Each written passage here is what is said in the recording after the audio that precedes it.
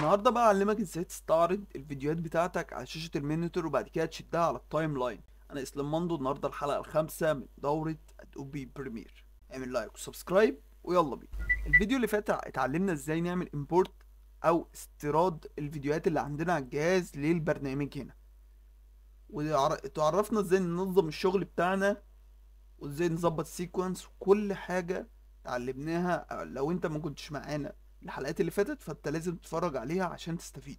النهارده بقى هنعمل ايه؟ هنستعرض الفيديوهات اللي عندنا في شاشة المونيتور، بعد كده هنشوف احنا محتاجين انه جزء بالظبط، بعد كده نحطه على التايم لاين. نختار دلوقتي اي فيديو لو يكن ده. لو انت تكينا عليه كليك واحدة كده، اول ما تتك عليه تو كليك هتلاقيه ظهر في شاشة المونيتور، وهتلاقي بقى ايقونات ظهرت جديدة. يلا بينا نتعلم. ممكن نستعرض بان احنا نحرك الشكل ده كده او نتك على علامة بلاي. ممكن برضو تك على السبيس او على المسطرة اللي عندك تقدر تشغل او توقف الجزء اللي انت عايزه. هنا بقى تقدر تقص جزء معين وتسحبه للتايم لاين عشان تبدأ تشتغل عليه. وهنسحبها او نشتغل عليها بالمارك ان والمارك اوت. اول حاجة المارك ان اهوت مثلا هنا حددت، بعد كده اقول له مارك اوت ومثلا الجزء ده اللي بيمشي فيه الفيل، وبكده قدرت احدد الجزء اللي انا عايزه. وهنا بيقول لك لو انت عايز تخلي تستدرج الفيديو بس او تستدرج الصوت بس، او عايز تستدرج الاتنين مع بعض. وهنتعلم اول حاجة وهي ان احنا نسحب الفيديو بس. ضغطة مطولة او ضغطة واحدة هنا، تفضل ماسكها كده لحد تحت اهو. اول ما تجيلك الرساله ديت احنا مظبطين السيكونس من الاول. هو بيقول لك عايز تغير حاجه في السيكونس، تقول له لا يا معلم زي ما هو.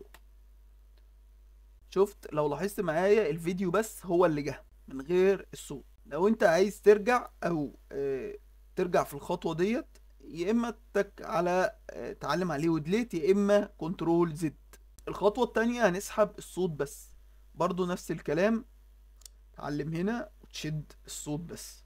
لو لاحظت هتلاقي بقى الصوت بس هو اللي جه. تقدر تسحب بقى من هنا عشان تقدر تعمل زوم او تشوف اكتر في التايم لاين، او تركز على التايم لاين اكتر، او تصغر زي ما انت عايز. هنتك بقى كنترول زد، او زي ما قلت لك نعلم عليه كده ودليت. نعلم عليه ودليت. دلوقتي احنا مثلا قصينا الجزء ده وعايزين نسحب الصوت مع الصورة. هنشد كده ونروح على التايم لاين. انت تشد من الصورة نفسها، تشد من الصورة من نفسها من النص وتشده هنا. تلاقي بقى تلاحظ معاك ان الفيديو في الجزء العلوي والصوت في الجزء السفلي. نمسح الجزء ده بقى عشان نشوف حاجة جديدة. التوقيت اللي على الشمال ده توقيت الفيديو او لحظة الفيديو هنا مطرح ما انا واقف. توقيت الفيديو ككل. وده توقيت الفيديو، الحتة اللي احنا هنقصها والحتة اللي احنا هنقتصها من الفيديو. ولو انا عايز مثلا امسح الان والاوت، هتكي كليك يمين واقول له كلير ان اند اوت. وفي اختصار للان والاوت اللي هي حرف الاي من الكيبورد. نروح عند الجزء ده ونتك اي، هنروح عند اخر جزء احنا عايزينه نتك حرف الاو. يلا بقى بينا نسحب الصوت والصورة على التايم لاين.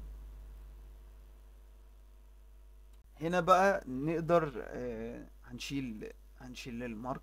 بعد كده اقول لك لو انت عايز مثلا اتحكم في الفيديو اللي في المونيتور هنا، جي والكي والال. الجي بيرجع لورا، والكي بيوقف، والال بيرجع لقدام.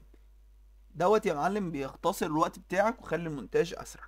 وده الدرس بتاع النهارده. اتمنى انك تعمل لايك وسبسكرايب. لو انت مهتم بالمونتاج فانت لازم تكمل الكورس ده وتعمل سبسكرايب للشانل دي، ولازم تكمل الفيديوهات الجاية عشان تحترف في المونتاج والادوبي بريمير. ودلوقتي احب اختم الفيديو بكلمة لا اله الا الله.